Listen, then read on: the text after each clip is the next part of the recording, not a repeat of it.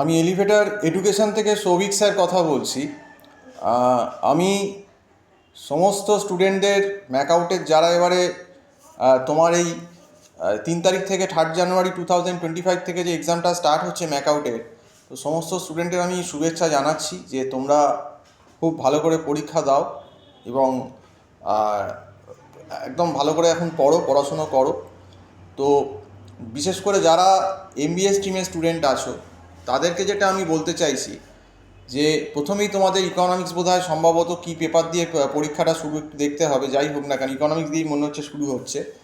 তো তোমরা যারা ভালো করে প্রিপারেশান নিয়েছো তাদের চিন্তার কোনো কারণ নেই পরীক্ষায়, কারণ আজ যাই হোক না কেন আমরা সবাই জানি যে ম্যাকআউটের কিন্তু মার্কিং সিস্টেমটা কিন্তু অন্য জায়গার থেকে অনেকটাই ভালো।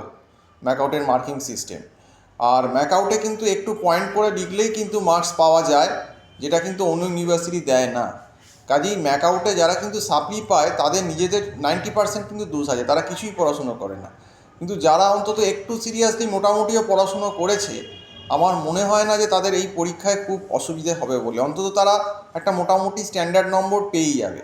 আর ম্যাকআউটে তো পাস করাই যায়, মানে যে একটু পড়াশুনো করবে সে কিন্তু পাস করেই যাবে, কারণ ম্যাকআউটে কিন্তু স্টেট মার্কিংয়ের নাম্বার আছে।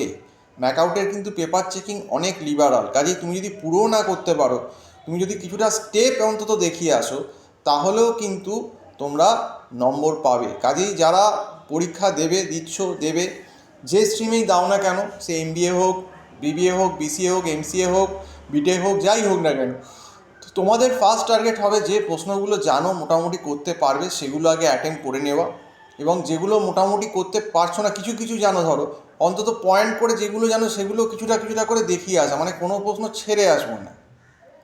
কারণ ম্যাকআউটের একটা অ্যাডভান্টেজ জায়গা কী আছে আমরা জানি, যেহেতু ম্যাকআউটে পড়িয়েছি আমরা এবং খাতা দেখার ব্যাপারটা জানি, যে ম্যাকআউট কিন্তু একটু মানে লিখলে স্টেপ মার্কিংও কিন্তু নম্বর দেয় পুরো না করতে পারলেও।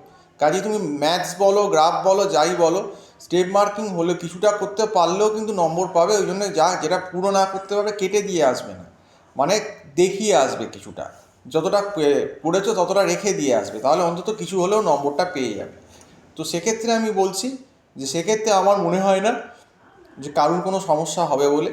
আর ম্যাকআউটে দেখছো যে যারা ভুড়ি ভুড়ি ফেল হচ্ছে বলছে, সেক্ষেত্রে কিন্তু পুরোপুরি ইউনিভার্সিটিকে দোষ দেবো না। যে সমস্ত স্টুডেন্ট একদমই পড়াশুনো করে না তাদের নিজেদেরও যথেষ্ট গাফিলতি আছে, নইলে তো কই আমাদের যারা স্টুডেন্ট পড়ে তারা তো কেউ সাপ্লি পাচ্ছে না, তারা তো মোটামুটি স্ট্যান্ডার্ড নম্বর পেয়েই পাস করে যাচ্ছে। কাজেই দেখো অনেক কিছু রুমার ছড়ায়, এগুলো বিশ্বাস করার কোনো কারণ নেই। যারা মোটামুটি পড়াশুনো করেছো তারা নিজের উপর বিশ্বাস রাখো, কনফিডেন্স রাখো, এবং যেটা বললাম যে এইভাবে অ্যান্সারগুলো করবে, তাহলে মনে হয় কিন্তু তোমাদের কোনো অসুবিধে হবে না, তোমাদের কিন্তু রেজাল্ট ভালোই হবে। যারা একটু পড়াশুনো করেছো তোমরা অপশান পাবে, তোমাদের যেটা ফার্স্ট পার্টে 10 নম্বরের মানে 1 নম্বরের 10টা প্রশ্ন গ্রুপ এতে থাকবে, আর গ্রুপ বিতে তোমাদের 5 নম্বরের বোধহয় 3টে কোশ্চেন থাকে 15 নম্বর, আর গ্রুপ সিতে বড় প্রশ্ন 15x3, এইরকম 45, তো এরকম করে 70 নম্বর কালেক্ট করা থাকে।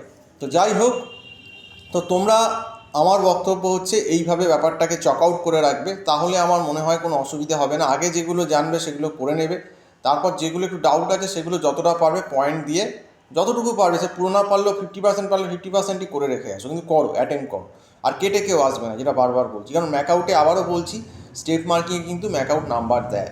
কাজেই এইটা একটা অ্যাডভান্টেজ জায়গা ম্যাকআউটের কিন্তু আছে, যেটা কিন্তু ক্যালকাটা ইউনিভার্সিটি করে না।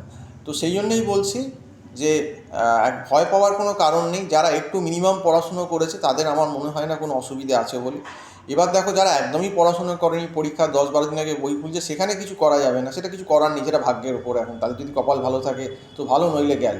কিন্তু যারা মোটামুটি একটু থ্রু আউট পড়াশুনো করে এসেছো, আমার মনে হয় না তাদের খুব একটা সমস্যা হবে বলে। তো যাই হোক, সমস্ত স্টুডেন্টকে পরীক্ষার আগাম শুভেচ্ছা আমি জানাচ্ছি এবং অ্যাডভাইসও দিলাম। তো এই বলেই আজকে এই ভিডিওটা শেষ করছি। সম্পূর্ণ ভিডিওটা দেখার জন্য অসংখ্য ধন্যবাদ। নমস্কার।